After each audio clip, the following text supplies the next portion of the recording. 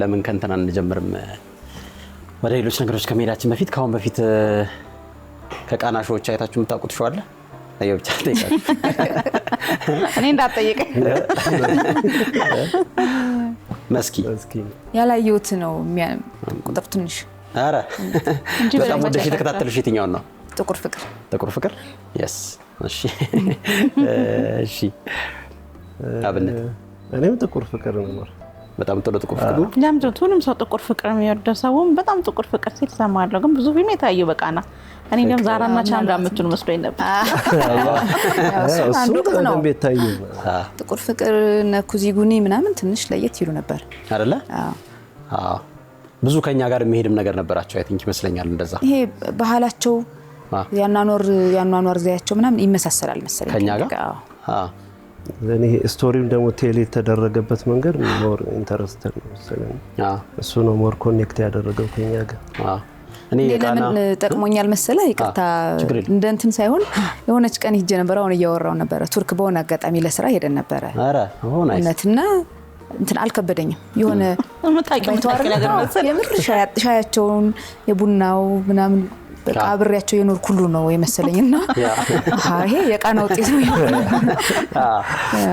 ቃናኔ በእኛም ፊልም ሰሪዎች ነን ቃና ጠቀመ ብዬ ከማስባቸው ነገሮች አንዱ ሲመጣ ብዙ ነገሮች ነበሩ ፊልሞቹ ሲለቀቁ ምናምን ህዝቡ ሁሉ ግር ብሎ መመልከት ነበረ በጣም ለረጅም ጊዜ ማለት ነውና በዋናነት ግን እኔ ተጠቀመ ብዬ የማስበው ፊልም ሰሪው ነው ብዬ ነው የማስበው ስቶሪ እንዴት ይጻፋል እንዴት ይተወናል እንዴት ረጅም ክፍል አንድን ታሪክ ይዘሽ ተሸክሞ እንዲሄድ ማድረግ ትችያለሽ በጣም ብዙ የስቶሪ ትዊስቶች ሰዎች የተማሩበት ፕሎት ስትራክቸር የተማሩበት አጻጻፍ ብዙ ነገር ዳይሬክቲንግ ቴክኒኮች ምናምን ለመማር ምክንያቱም አልነበረንም እኛ አለን በራሱ ለመቆም የሚሞክር የፊልም እንትን አለን እንቅስቃሴ ያለ ሀገራችን ውስጥ ሰልፍ ቶት የሆኑ ሰዎች አሉ ኢንዲ ፊልም ሜከሮች ምናምን አሉ ግን እንደዚህ አይነት ወጥ የሆነ በራስሽ ቋንቋ ማለት ነው በፊት ኤክስፖዠሩ የሚኖረው ትንሽ እንግሊዘኛ ተናጋሪ የሆነ ማየት የሚችል እድሉ ያለው ሰው ነበር ከዛ በኋላ ግን ኤኒዋን ከዛ በኋላ መመልከት የሚችልበትን መማር የሚችልበትን እንትን ፈጥሯል ብዬ አስባለሁ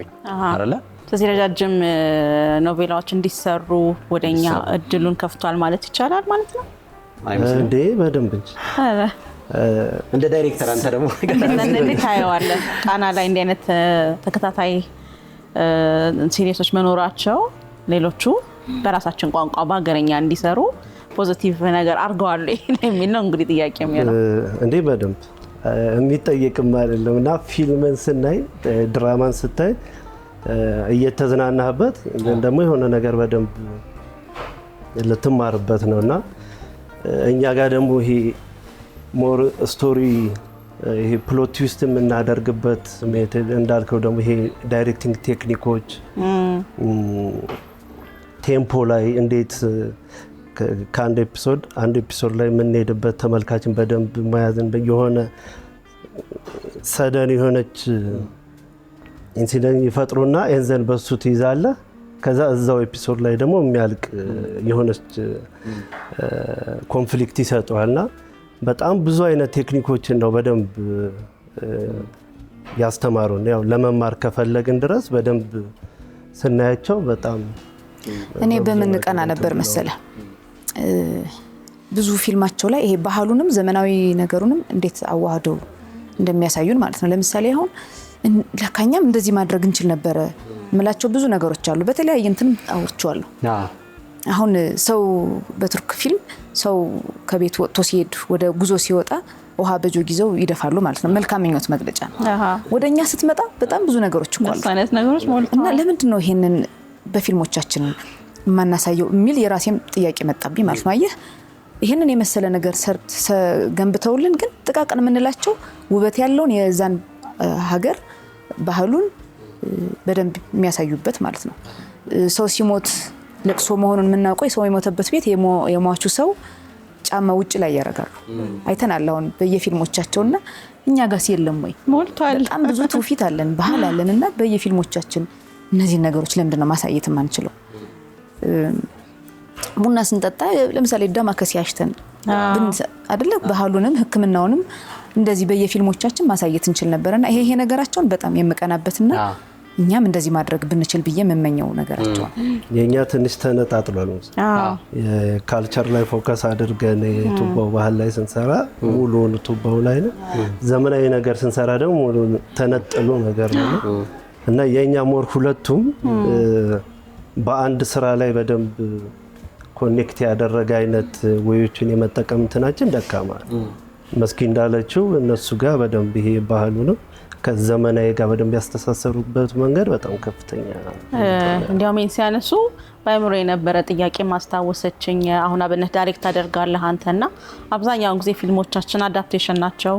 የሆነ ቦታ የታየውን ወደኛ አፕሮፕሪየት አድርጎ ማቅረብ ነውና ብዙ ጊዜ የምጠይቀው ነገር እኛ ሀገር ታሪክ አተው ነው ሁሉ ጊዜ ከሌላው ያመጡ አዳፕት የሚያደርጉት የሚል በጣም ብዙ ጊዜ አስብ ነበርና ምንድነው እንደው ቤሲክሊ ስታስበው አንተ አዳፕቴሽን የበዛበት ምክንያት ቀላል ስለሆነ ነው መስራት ስለሚቀል ነው ወይ ስቶሪ ራይተር የለንም ምንድነው? አንደኛ ቀላል ስለሆነ መነሻ ሐሳብ ላይ ነው የኛ ብዙ ችግራችን አይደል? እዛን አዳፕት ስታደርጊ መነሻ ሐሳብ አለሽ። እሺ ስለዚህ ያን መነሻ ሐሳብ ይዘህ ደግሞ በደንብ ስቶሪዎችን እየበተንክ የመስራት ችግር ብዙ የለብን። ለምሳሌ አሁን እኛ የምንሰራው በሚስጥር ኦሪጂናል ስራ ነው። እንግዲህ እግዚአብሔር መጨረሻውን ያሳምረውና ከ200 በላይ ነው የሚሆነው 200 እና ከ200 በላይ ኦሪጂናል ስራ ነው። ይሄ ማለት በኢትዮጵያ ታሪክ እስካሁን ባለን እንትን የመጀመሪያው የሚሆነው ኦሪጂናል ስራ ማለት ነው። ሶፎንያስ ታደሰ ይባላል ጸሐፊውና ፕሮዲውሰሩ። ብዙ ስራዎችን ሰርቷል። እንዘን የሐሳብ ችግር እንደሌለብንም በዛው ለማሳየት እንዘን ፈርዘር የመልፋት ጉዳይና የማሰብ ጉዳይ ነው የሚሆነው እንጂ ሲምፕሉን መንገድ ካልመረጥን በጣም የሚገራርሙ ጸሐፊዎች አሉ። ግን አሁን ይሄ ስራው ላይ ያለውና ጽሁፉን ይዞ ቁጭ ያለው ሰው ላይ ትንሽ እነሱን የምንጋብዝበት መንገድ ስትራክቸር ስላልሆነ ሁሉም የየራሱን ልፋት ምናምን ተጠቅሞ ወይ ሰው ምናምን ተጠቅሞ ነው የሚመጡት እንጂ በተናጠል ብዙ ጸሐፊዎች አሉ እኛ የምናውቃቸው ምናምን እና አሁን እኛ እየሰራን ያለ ነው አንዱ ትልቁ ተከታታይ ድራማ ኦሪጂናል ጽሁፍ ነው። በሚስጥር በጣም ረጅሙ እንዳልከው ለመጀመሪያ ጊዜ በጣም ረጅሙ ተከታታይ ኢትዮጵያዊ ድርሰት ኦሪጂናል የሆነ ዝግጅትና ድርሰት ነው የሚሆነው። አይ ቲንክ በጉጉት እየተጠበቀ ነው። በጣም ረጅም ጊዜ ስለሆነ የሚቆየው ማለት ነው። ከአሁን በፊት የታሪክ ብዙ ኤፒሶድ እጥረት ነበረብን። በሳምንት አንዴ ማየት አሁን ዲኤስቲቪ ከመጣ በኋላ ነው አይደለ የዴሊ ሾዎቹ የመጡት። ከቃና ቀጥሎ ዲኤስቲቪ ነው በኦሪጂናል ስራዎች በተከታታይ በየቀኑ ስራዎችን ማምጣት የጀመረውና አይ ቲንክ በጉጉት እየተጠበቀ ነው ያለው። ንገረኝ እስኪ እንዴት ነው ታሪኩን በዛ ደረጃ ስንት ክፍል ነው በአጠቃላይ የሚሆነው? ፋይናል መንሳው 200 እና ከዛ በላይ በጣም ረጅም ነው ይሄና ታሪኩ እንዴት ነበረ? እጥረት እንዴት አልገጠመንም? ምን ኤክስፒሪየንስ አዳርጋችሁ ነው ላይ?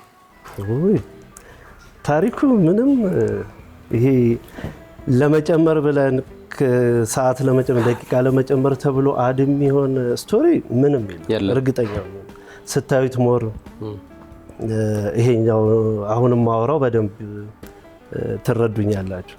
እያንዳንዱ ሲል ላይ እያንዳንዱ ምክንያት አለ። ሶፊ ነው ደራሲው። ሶፊ ደግሞ ብዙ ኤክስፒሪየንስ ያለው በጣም ብዙ ተከታታይ ድራማዎችን የሰራ ነው። በፓይለት ደረጃ ኦልሞስት የሁሉም አልቋል ብልህ ቀላል። ቢሮ ላይ ተጽፎ ነው ፓይለቶች የክፍል 60 የት ድረስ እንደምትሄድ ሁሉ ተጽፎ ነው የምታገኘው። እንዘን እነሱን የመዘርጋት ጉዳይ ነው። ይሄ ማለት የፕሮፌሽናል የስክሪን ራይቲንግ እንትን የጠበቀ ነው ማለት ነው። ይሄን ጠብቀ ስትሰራ ደግሞ ይሄ አላስፈላጊ ሲኖች አላስፈላጊ ዲያሎጎች መርዘም ስላለባቸው ተመልካችን የሚያሰለች ነገር አይኖረንም። ሚንዛዛ ነገር የለውም፣ ምንም የለው እና ስክሪፕቱ ከስር ነው የሚያልቀው። ይሄ የድረስ የምንሰራበት ምናምን የለም። አሁንም ቀረጻ ላይ ነን ገና። ዛሬ ለዚህ ኢንተርቪው ያዝናችሁ እንጂ በየቀኑ ነው ቀረጻው። ስለዚህ ይሄ አላስፈላጊ የሆኑ ስቶሪዎች የገቡ የለም። በደንብ ተመልካችንም የሚይዝ ስቶሪ ነው።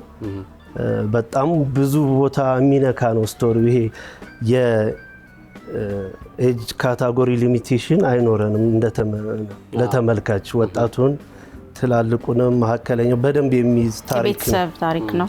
ሙሉ ፋሚሊ ስቶሪ ነው እና ይሄ የስቶሪ ጥረት ምንም አልገጠመንም።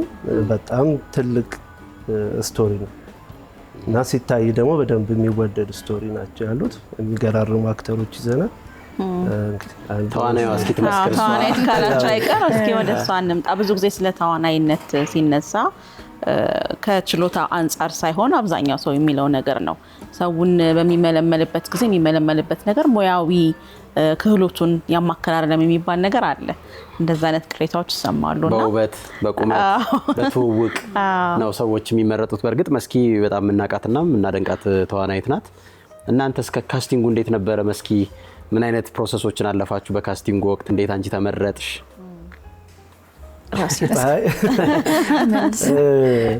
የመስኪን አቅም የምናውቀው ነው። እናንተም ትመሰክራላችሁ። እንዳውም በደንብ ስትሰራ ብታዩት ደግሞ በጣም ደስ የሚለኝ ነው። የምር ስትሰራ አክት ስታደርግ ካራክተር ውስጥ በምን አይነት ጥግ ድረስ እንደምትገባ ብታዩት የምር በጣም ደስ የሚለኝ እሱ ነበር እና በደንብ ካላት አቅም ጋር በደንብ የጎላ ነገር ላይ በደንብ አላየናትም። እንዳውም ገና የመስኪ አቅም ገና አሁን የመጣችበት ካራክተር ደግሞ በጣም ሌላ እስካሁንም አልሰራችውም። እሷን ጠይቃታ ስለሆነች እስኪ ገምት። ቱባ እስካሁን እንግዲህ ያው ገምታው ነው ቱባ አክሰንት የገጠር አይነት ነገር የባህር ዳር አካባቢም ሰው ስለሆነ የባህር ዳር ልጅ ነኝ። አካባቢ ሰው የባህር ዳር ልጅ ናት። ስለዚህ የባህር ዳር አይነት የሙሉ ዓለም ቲያትር ምናለኝ የባህል ማዕከል አለ ውጤት ናት። ገዳይ ሲያረፋፍድ ስለሆነ ማቀሽ እንደዛ አይነት ሮል ላይ በጣም ሳት አመሰግናለሁ። ምንድነው እኔ እስካሁን የተለመድኩት በገጠሩ ማህበረሰብ በመወከል ነው ፊልሞቼ ላይ ማለት ነው። ቲያትር ላይ በዘመናዊም ወክዬ ተጫውቻለሁ። ፊልሞች ላይ ግን ከመነሻዬ ጀምሮ ከገዳይ ሲያረፋፍድ ጀምሮ ብትመጣ የገጠሩ ማህበረሰብ ወክዬ ነው የምሰራ። በዛም ነው ሰው የሚያውቀኝ። እውነት ነው። በሚስጥር ላይ ግን ሌላ ናት። እኔ ራሴ አላውቃትም። በጣም ደስ ይላል። የጓጓሽን ነው እጅግ በጣም የተለየች ማለት ነው። እኔም ውስጤ ነበረ እስኪ ሰውን ደግሞ በዚህኛው መልክ ቢያየኝ አቅሜን መፈተን ፈልጋለሁ አይደለ? አንድ ታይፕ ተዋናይ መሆን አልፈልግም ማለት ያንዱን ብቻ እንትንና እንደው ይሄ ነገር እመኝ ነበረ። ከዚህ በፊት ከሶፎኒያስ ጋራ የዲኤስቲቪ ላይ የቂሳር ዲናሮች የሚል እዛውኛ ጣና አካባቢ ደቅ ውስጥ የተሰራ አንድ 13-12 ክፍል እሱ ተላልፏል ዲኤስቲቪ ላይ። እሱን ሰርተን ነበር። በዛ ነው ከሶፎኒያስ ጋር ምን ተዋውቆና እንዲሁ አንዳንዴ ስንገናኝ ያወራው ነበር። እንደው የተለየች ለምን አብዳ ጎዳና ላይ የወደቀች ብትሆን የሆነ ራሴን መፈተን ስለምፈልግ ችሎታሽን ለማሳየት ማለት ነው። አቅምሽን ለማሳየት በቃ ፈልግ ነበረ የሚፈትነኝ እንትን እና ጊዜው ደርሶ እንግዲህ በሚስጥር ላይ ሂሩት የምትባል ገጸ ባህሪ አለች። ምን አይነት ገጸ ባህሪ ናት? እስኪ ትንሽ አስተዋውቂ። ኃይለኛ ከተሜ ነች በይ። ኃይለኛ ከተሜ ነች። ያው አሁንም ከቀረጻ ነው የመጣን። የሳይኮሎጂ ባለሙያ ናት። አዎ እንግዲህ አይ ብዙ አልንገራቸው። ራሴም አንዳንድ እያነበብኩም ኮሜዲያን ነው የምትሆነው እንዲያሳቀው የሆነ ራሷ ሳይኮሎጂ ይሄ ትሪትመንቱ የሚያስፈልጋት አድቫይስ የሚያስፈልጋት ካራክተር ከዛ ልቡና ባለሙያ ሆና ራሱ ያስፈልጋታል። ያን ግን የፈጠረባት ብዙ ከጀርባ ብዙ አይነት ታሪኮች አሉ። አንዳንዴ ትላንት የሰራናቸው ስህተቶች ዛሬ ላይ ብዙ የራሳችንን ይሄ የባህሪያችንን የመጣንበት ምናምን ቀስ እያለ የሚያሳጣን ነው። ያው አንዱ ከስቶሪው እንትን እሱ ስለሆነ ነው። ለዛ ነው እሷ ካራክተር ትንሽ ምንድነው በሆነ አጋጣሚ የሆነ ስህተት ተፈጥሯል ህይወቷ ላይ የገጸ ባህሪዋ እና ያንን ለመደበቅ ብላ የምትሄድባቸው መንገዶች ያስቃሉም ያዝናናሉም እንደገና ደግሞ ሌላ ስህተት ትፈጥራለች ማለት ነው። ይሄኛውን ስህተት ሸፈንኩ ደበቅኩ ብላ እንደገና የምትሄድበት መንገድ ሌላ ደግሞ በህይወቷ ውስጥ ሌላ ጥያቄና ስህተት ያመጣባታል። በስህተት ምንም ስህተት ስለማይታረቅ በስህተት ላይ ስህተት በቃ የሆነች እንትናትና በሚስጥር የተሞላች ነች ባጭሩ። በሚስጥር በእውነት በሚስጥር የሚለው ድራማ በራሱ ሁሎችም ገጸ ባህሪ ላይ የደበቁት ማንነት አለ። ያው በላይፍም አሁን በኖርማል በህይወታችን አለን አይደለ እያንዳንዱ ሰው ሚስጥር። አሁን በሚስጥር ላይ እነዚህ በየቤተሰቡ ስትሄድ አለ ድብቅ ማንነትና ያን ለመደበቅ ተብሎ የሚካሄድበት መንገድ ነው።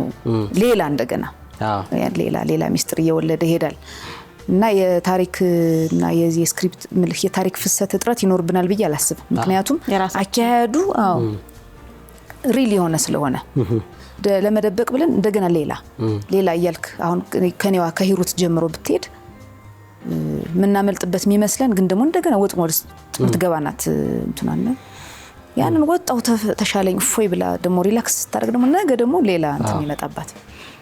ሌላው የስነ ልቦና ባለሙያ ነኝ ብላ ሰው ልታክም እንትን ብላ እንደገና ሰዎችን በሽተኛ አድርጋ የምትሰድነችና ይሄ ምንድነው መጀመሪያ በህይወቷ በልጅነቷ ይሄ በኮረዳነት ዘመኗ የተፈጠረ አንድ ስህተት አለ። ያ ነው እየተከተላት አሁን ያሁን ህይወቷ ላይ ትዳሯ ላይ ልጇ ላይ ምናምን የሚበጠብጣትና ያለ መደበቅ ብላ የምትሄድበት መንገድ ነው። እኔ እስካሁን በሰራዋቸው በተጫወትኳቸው ገጸ ባህሪያት እንደዚህ አይነት አላየውም አልገጠመኝም። ፈታኝ ነው ገጸ ባህሪ ፈተና ለኔ ፈትናኛለች። እንዴት አገኘሻት? እኔ ደግሞ ከዚህ ጋር ተያይዞ አንድ ነገር ማንሳት ፈልጋለሁ። በየቀኑ በለተለት ኑሯችን ውስጥ ያው ከሚገጥሙን ጥያቄዎች መካከል አንደኛው ምንድነው ብዙ ሰው ተዋናይ መሆን ይፈልጋል በፍላጎት ደረጃ እና ትወና ረጅም ስለተሆነ ቀይ ስለተሆነ ሰውነት ጥሩ ስለሆነ ሊገባበት የሚችል ቀላል ነገር ተደርጎ ይወሰዳል። ሞያ ዕውቀት ጥናት የሚፈልግ ንባብ የሚፈልግ ነገር እንደሆነ ተደርጎ አይወሰድም። ስለዚህ ሰዎች ፌቨር እንድታደርጊላቸው ይጠይቁሻል። እንደውም ቅድም ምን እያልኳት ነበረ ሁሌ የምጠቀመው ምሳሌ ነው። እኔ አንድ ሰው ሲጠቀመው አይቻለሁኝ። ዝም ብለሽ አንቺ ብሬን ሰርጂን መሆን ትመኝ ነበር ከልጅነትሽ ጀምሮ እንበል ተወጀዋለሽ እና ሆስፒታል ሄደሽ እንደው በእናት አንድ ቀን አሰራኝ ምናምን አስሞክረኝ አትይማርና ምክንያቱም ሞያው ትልቅ ውስብስብ ነገሮች የሚፈቱበት በትምህርት በረጅም ዓመት ጥናት በረጅም ዓመት ድካም የሚደረግ ስለሆነ ማለት ነው። ወደ ፊልሙ ስንመጣ ሰዎች እንደዛ ቀለል አድርገው ጨዋታ ስለሚችሉ ሰው ስለሚያስቁ ቆንጆ ናችሁ ስለሚባሉ ቀላል ስለሆነ ምናምን ተደርጎ ይወስዳል። የኛ የፊልም እንትንም እንደዛው ነው። ብዙ ይሄንን ሰዎች እንዲመኙ የሚያስደርግ የተበላሸ አሰራርም ደግሞ አለው በብዙ መልኩና ትወና ላንቺ ምንድነው? አንደኛ ነገር እንደ በዚህ ሚስጥር እንግዲህ ፕሮፌሽናል ነው አያያዙ ብሎኛል ከጅምሩ ጀምሮ ከጽሁፉ ጀምሮ አይ ቲንክ ሶፎንያስም ደግሞ የውጭ ሀገር ኤክስፒሪየንስ ያለው ዕውቀት ያለው ሰው ነውና ልክ ግድግዳ ላይ ተለጥፈው ስኬጁሎቹ ካራክተሮቹ እንደተዘጋጁት ሁሉ አንቺ እንደ አንዲት ተዋናይት ያቺን ካራክተር ለማግኘት ምን አይነት ርቀቶች ሄድሽ? የትወና መንገድሽ እንዴት ነበር? እስኪ አጫውቺኝ። ከሚስጥር ጋር ተያይዞ ከሚስጥር ጋር በተለይ ማታቂያት ገጸ ካራክተር ስለሆነች ይሄ ምንድነው ፈትናኛለች ያልኳት ምንድነው አሁን በቃ ተረጋግታ ኖርማል ሆና ታያትና ሰከንድ ሳይሞላባት ደግሞ ሌላ ትሆናለች ማለት ነው። ይሄ ከአንዱ ስሜት ወደ አንዱ ስሜት መሸጋገሩ ነው ከበደኝ ያልኩት ማለት ነው። አንዴ መሳቅ አንዴ ማልቀስ አንዴ እሳት አንዴ ውሃ መሆን እሱ ነገር ነው ፈትነኝ ነበር። ግን እኔ በጣም ወድጃትና አሁንማ እኔ አሁን ወደ ቤቴ ስመለስ ያው መኖሪያ ባህር ዳር ስለሆነ የሆነ ሰዓት ላይ መቆየት አለብኝ ወደ መስከረም ለመመለስ እንዲያልኩ ነው። ቀን በቀን ስለሆነ የቀረጻው እንትናችን በጣም ተጋባችኝና ልጆች አሁን እነዚህ ሜካፕ አርቲስቶች ክሩ እችን የምታወራኝ መስኪናት ሂሩት ናት ይሉኛል። ትንሽ መጀመሪያ ከብዳይ ነበር። አሁን ግን ሙሉ በሙሉ ሆኛለሁ መሰለኝ ማለት ተዋርሳኛለች እሱ ነገሯ። ቅድም ወደ አመጣው ፖይንት ግን ወደ አነሳው ቢሄድ ትወናን አቅልለው የሚያዩትን እንትን በጣም እቃወማለሁ። ለምሳሌ እኛ ከልጅነታችን ከአማተርነት ጀምሮ ተኮርኩመን ሂጅ ከዚህ ተብለን አትቺም ተብለን ነው አይደለ ያለፍነው። ያን መንገድ ማየት አለበት አንድ ሰው። አትችልም መባል ነው ትልቁ ነገር ትልቅ ደረጃ የሚያደርስ ለኔ አይ እስኪ አይሆንልሽም አትቺም መባሌ ነው እንግዲህ እግዚአብሔር ይመስገን እንድታትርና እንድሰራ ያደረገኝ ማለት ነው። ስለዚህ ያንን ሂደት ማወቅ አለበት ሰው እና ምንድነው ዘሎ አሁን እኔ ይሉኛል ከሰፈር እኮ ተጫዋች ጎረቤቶቼ እንደዚህ ሳቅ ጨዋታ የሚችሉ ምናምን ሰዎች መስኪ ግን ካንቺ ጋር መቼ ነው ፊልም የምሰራ ምናምን ይሉሃል ማለት ነው። እንዴት ነው ዘሎ ሰው ፊልም የሚሰራው? እንዴት ነው ዘል ብድግ ብለህ ካሜራ ላይ ቆመህ ሌላን ሰው ወክለህ የምትጫወተው? አንደኛ ነገር ተሰጥኦ ይጠይቃል። ተሰጥኦ ደግሞ ከልምድ ጋርና ከትምህርት ጋር መሆን አለበት። እኔ አሁን የምላቸው እንደዛ ነው። ወጣቶች ይመጣሉ እኮ በተለይ አንዳንድ የትምህርት እንትን አልሳካ ሲል አቋራጭ መንገድ ያረጉታል ትወናን። እንደው ፌመስ በሆነና ቢያልፍልኝ ሳንቲም ባገኝ ይላሉ ማለት ነው። የምን ሳንቲም ነው? ያኮ ይሄ ዘሎ የሚገባበት ሙያ አይደለም። አሁን አንተ ዋና ዘለት ትገባለህ? አትገባም አይደል እኮ እሱን እኮ ነው የምልና ይላሉ ማለት ነው። አቋራጭ ሳንቲም ማግኛ ይመስላቸዋል። ፌመስነት ደግሞ ነፃነት የሚሰጥ ይመስላቸውና አንዳንድ ሰዎች ፌመስ መሆን ይፈልጋሉ። ምንድነው ፌመስነት? ታዋቂነት ምንድነው ማለት? በህይወትሽ እርካታ ያመጣል ነው እንደው ይባሳል የሚያጨናንቅ ገበያ ውስጥ ገብተን ጉሊት ላይ እኮ የፈለግነው እንዳንገዛው ላይ ያረጋል። እና ግን ምንድነው እዚህ ላይ ቢሰመርበት ዘሎ የሚገባበት ሙያ አይደለም። ተሰጧል። ትምህርት ያስፈልጋል አይደለ? ልምድ ያስፈልጋል። መውደቅ መነሳት አለው። እኔ አሁን በህይወቴ በጣም ወደው ህይወትሽ ብትለኛ ማተር ያለው የነበርኩበት ነው። በጣም ብዙ መገፋቶች፣ ብዙ መከልከሎች፣ ብዙ መከልከሎች እና እኔ ደግሞ ብዙ ጥረቶችን ነው ምልበት ለዓላማህ ለፍላጎትህ ታማኝ ሆነህ የምትጥርበት መንገድ እንዲህ ዝም ብሎ አይመጣም ልልነው እና ዘሎ የሚገባበት ሙያ አይደለም። ደግሞ እንዳዘጋጅ የሚስተር ካስቲንግ ሂደት እንዴት ነበር? እሱን በዛው ላንሳለ ብዬ ነው ቅድም ዘርያታለሁና ፕሮፌሽናል አይ ቲንክ ምን ታደርገው ራሱ ባለሙያው ነው። ስለዚህ ፕሮፌሽናል መንገድህን ስትጠቀም ሙያውን ፕሮፌሽናል ታደርገዋለህ ማለት ነው። ስለዚህ ቅድም ካስት ሜቶድ አንዳንድ ቦታ ላይ ልክ ያልሆነበት ምናምን ብለህ ያነሳህልኝ እኛ ጋር በደንብ ይሄ የፕሮፌሽናል መንገድን ጠብቀን ነው ካስት ያደረግነው። ኦዲሽን መውሰድ የነበረብን ካስቶች ነበሩ። በደንብ ኦዲሽን ወስደናል። ከዛ ደግሞ በስራቸው የምናውቃቸውን ካስቶችን ደግሞ አካተናል። አንዷ መስኪ ነች። ከዛ አዜብ ወንደሰን በፍቃዱ አለ። ሌሎችም አክተሮች አሉ። ቴዲ አለ። ከዋናዎቹ ውስጥ ትምኒት አለች። አሁን ብዙ ናቸው። አሁን ታምር ትምኒት ነች ምናምን ያልሽኝ ማለት ነው። ስለዚህ በደንብ ይሄ እያንዳንዱ ካስት ሙሉ ፎከሳችን ከስክሪፕታችን መነሻችን የሁሉንም ካራክተር አናላይሲስ ሰርተናል። የሁሉንም ፕሪ ላይ በደንብ ነው እንትን ፎከስ ያደረግነው። ብዙ ጊዜ ፕሪ ላይ የተዝረከረከው ፕሮዳክሽን ላይ ፖስት ላይ ኬትም አታመጣም።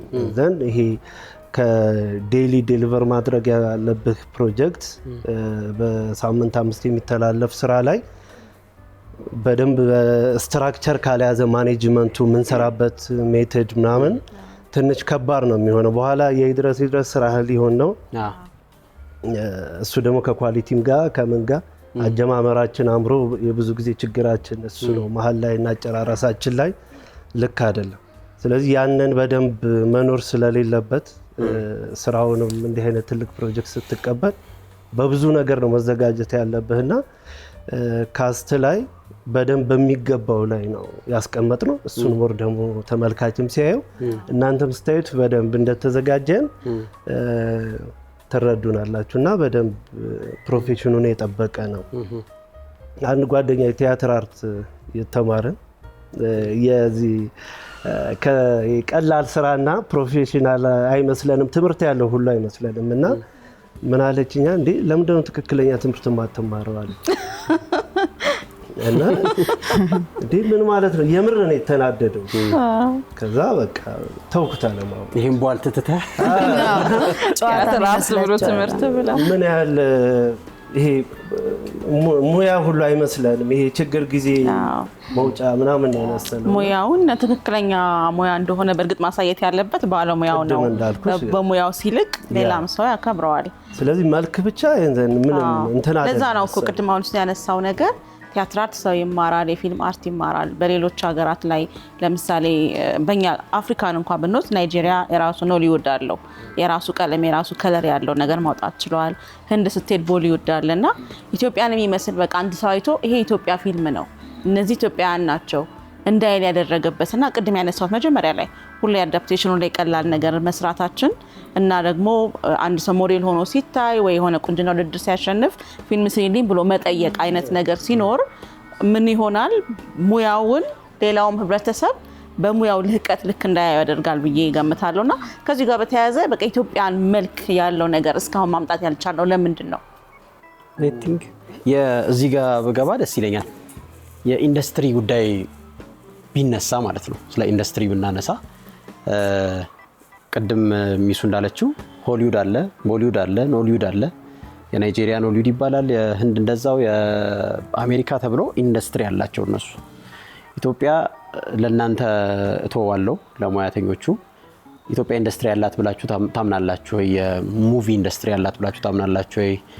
ከሌላትም ደግሞ የኛው ሀገር ናት ልንወቅስ ሳይሆን እንዴት ነው ያንን ማምጣት የሚቻለው የሚለው ላይ ማንሳት እንችላለን። አንድ ኢንዱስትሪ ለመባል ስኪል የሆኑ ሙያተኞች ይፈልጋል፣ በጀት ይፈልጋል፣ ዘመን አፈራሽ የሆኑ ማቴሪያሎች የምርት እቃዎች ያስፈልጋል፣ ያንን ኦፕሬት ማድረግ የሚችሉ ሙያተኞች ይፈልጋል፣ ፈንዶች ትልልቅ ፈንዶች ያስፈልጋሉ፣ ስፔሻሊ በፊልም የዲስትሪቢዩሽን ካምፓኒዎች ያስፈልጋሉ። በጣም ብዙ ድርጅቶች ኮሌክቲቭሊ የሚያሳኩት ነገር ነው ኢንዱስትሪ የሚያስብለው። እንዴት ነው እናንተ ጋር በተለይ ደግሞ ከሚስጥር ኤክስፒሪየንስ ጋር ዲኤስቲቪ ወደዚህ ከመጣ በኋላ ቃናም ጀምሮት ነበረ። ይሄንን በተቻለ መጠን ነገሮችን ፕሮፌሽናሊ ለማድረግ ነገሮችን ፕሮፌሽናሊ ለመስራት ዲኤስቲቪ ደግሞ መጥቶ ብዙ ፕሮዲዩሰሮችን አሳትፎ ትልልቅ ነገሮችን ዴሊቨር አድርጓል። አሁን ደግሞ ከእናንተ ጋር ትልቅ ስራ ልትሰሩ ነው ኦልሬዲ ጀምራችሁታልና እስኪ ንገሩኝ ስለሱ። አሁን የዲኤስቲቪ ማምጣት የምር ይሄ የስራ እንትናችንንም ነው የቀየረው።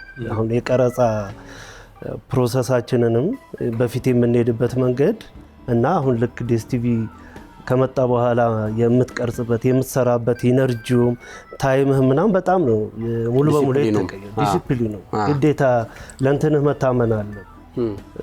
ማቅረብ ካለብህ ምክንያት አትሰጥም ለተመልካች ዘንድ በዛ በታይም ደግሞ ቀድመህ የመገኘት ጉዳይ ደግሞ ይኖራልና አሁን ይሄ መንገድ የወታደር አይነት ነው። አሁን በተለይ እኛ አሁን እየሰራን ያለን ሁሉም ሬዲ ነው። ዴይሊ ከሶሻል ላይፍም ከምንም ብዙን ተነጥለህ ነው ፎከስ አድርገህ ስራው ላይ እየሰራህ ያለውና ዲኤስቲቪ በመምጣቱ ይዞልን የመጣው ብዙ ነገር እንዳልኩ ይሄ አንዳንዴ ፕሮሰሱን እንጠላውና ስኬቱን ነው የምንፈልገው። አሁን ቅድም አንዱ የብዙዎቻችን መልፋት የሚጠሩት ከአክተርም ከዳይሬክተርም ከጸሐፊ ኦሪጂናል ነገር ይዘን መምጣት ትልቁ ቻሌንጅ የሆነ ነገር አንዱ እሱ ነው። እንዘን በለፋው ልክ የማታሳካበት ነገርና ፈንዱን ማታመጣበት መንገድ የለም። እንዘን ይሄ ከእርስ በርስ ውስብስብ እንትናችን ኮምፕሌክሳችን መውጣት አለብን። አጠቃላይ እንደ ኢንዱስትሪ ማሰብ እስካልቻልን ድረስ በየግል ነው የምንባክነው። ተበጣጠሰ ነው። ሁሉም የተበጣጠሰ እዚህ ጋር ስቴጅ ሌላ ፕሮዳክሽን ምናምን እንዘን ይሄን የጋራ ፍላጎት ኖሮን እንደ ኢንዱስትሪው አጠቃላይ አሁን ቅድም እንዳልነው እንደ ኖሊውድ ሆሊውድ ምናምን ብለን እንደምንጠራው የመሰባሰብ እንትን የእውቀት የምናምን ችግር ሁሉ አይመስልም። ይሄ እውቀቱም አለ ምናምን ግን ሞር ፍላጎቱ መክፈል ያለብህ ዝም ብለህ በአንዴ ሲስተምን አዘረጋ ብዙ ነገር ያስከፍለናል አይደል? ብዙ ታይማችንን ምናምን ያን አንዱ እንዳንተ ኢነርጂ አይኖረውም ይሄን መስራት ስትለው። ስለዚህ ይሄንን በደንብ አንድ ላይ ኮሌክት አድርገህ አንድ ትልቅ ነገር የመስራት ጉዳይ በብዙ ነገር ትንሽ ወደ ሰፊ መሆን አለብህ። ከዛ በእውቀት በደንብ ሊድ መደረግ አለበት። ከዛ ደግሞ እርስ በርስ ካለን ይሄ የመገፋፋት እንትን ወጣ ባልተነካ ማርኬት ያው ባልተነካ እንደምታየው እንደ ሞር ሌላው ተነክቷል፣ ግን ኢፌክቲቭ ደግሞ በደንብ ስትራክቸርም አላቸው። እኛ ላይ ግን ምንም አልተነካም፣ ገና ነን። በተናጠል የሚሄድ ጉዳይ ነው። ሞር ዲኤስቲቪ ከመጣ በኋላ ነው እንዳውም ይሄ የስራን ኢነርጂ ሁሉም አጠቃላይ ካለው የክሪኤቲቭ ሰዎች የመሞከር ቦታዎች በደንብ እያገኘ ያለው ሞር አሁን ዲኤስቲቪ ፕሮጀክቶች ላይ ነው ብዬ ነው የማስበው። እሱ እንዳለ ሆኖ ግን ይሄ አሁን እኔ እንደ ኢትዮጵያ ምንድን ነው የጎደለን ነገር? ኢትዮጵያ ትልቅ ሀገር ናት። በተፈጥሮም ብዙ ነገር አለን የተሰጠን እግዚአብሔር የሰጠን እሱን ነገር ይዘን ይሄ ባህል አለን። በጣም የሚገራርሙ ባህሎች በየት ብሔር ብሔረሰቡ ብትሄድ ብዙ የሚገራርሙ ገና ምንም ያልተናኩ ባህሎች ትውፊቶች አሉን። ከዛ ደግሞ የተማረ ሰው ችግር የለብንም። ዩኒቨርሲቲዎቻችን አሁን እግዚአብሔር ይመስገን ቲያትርን በደንብ እያስተምረው ኪነ ጥበብ በደንብ ፊልም እየተሰጠ ነው። የተማረ ሰው የሰው እጥረት የለብንም። ይሄ ምናልባት እንግዲህ ከአንድ ሰው ስላለኝ ነው ከጉምሩክ ጋር ያለው እኮ ነው የእቃ ማውጣት ማስገባቱ ነው እኮ እኛ ትልቅ ኢንዱስትሪ እንዳይኖረን ያደረገ የሚለውን አላውቅም። እሱ ስለማላውቀው ነገር አላወራም። ግን ይሄ ምልህ የተማረ ሰው እስካለን ድረስ ሀገራችን ምቹ የሆነ ተፈጥሮ እስካለን ድረስ በራሳችን ባህል እስካለን ድረስ አንድ ሁነን ብንሰባሰብ ከምንገፋፋ ከምንባባል አንድ ሁነን ብንሰራ ነው ለውጥ የምናመጣ ሀገርንም የምናስጠራ ባለሙያው የሚጠቀመው እኛም እስክናልፍ ድረስ እዚህ ምድር ላይ እስካለን ድረስ እንደው ቢያንስ የምንወደው ሙያ እንኳን ስኬታማ ሆነን ቢያንስ ረክተን እንኳን እንትን ብንልላለሁ እኔ ያው መጠሪያ ሰዓታችን እስኪደርስ ድረስ በሙያችን ይሄ ነው እንግዲህ ፋይናሊ ከሚስጥር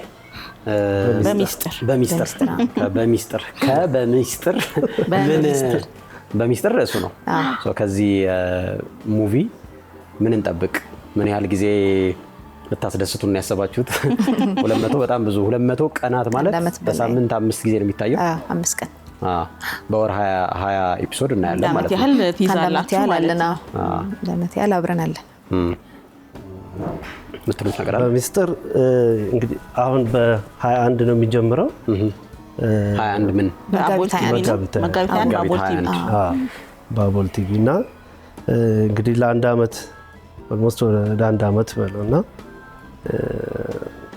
በደንብ ብዙ ነገርን የምናሳይበት ነው ብለን ነው እኛ ፈርስትም ስንነሳ እንዳልኩ 200 ነው በኦሪጂናል ጽሁፍ እንደ እግዚአብሔር ፍቃድ የመጀመሪያው ነው የሚሆነው።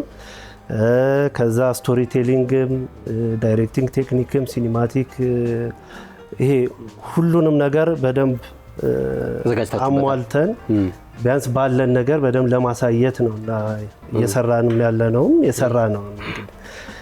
ስለዚህ በደንብ ይጠብቁን።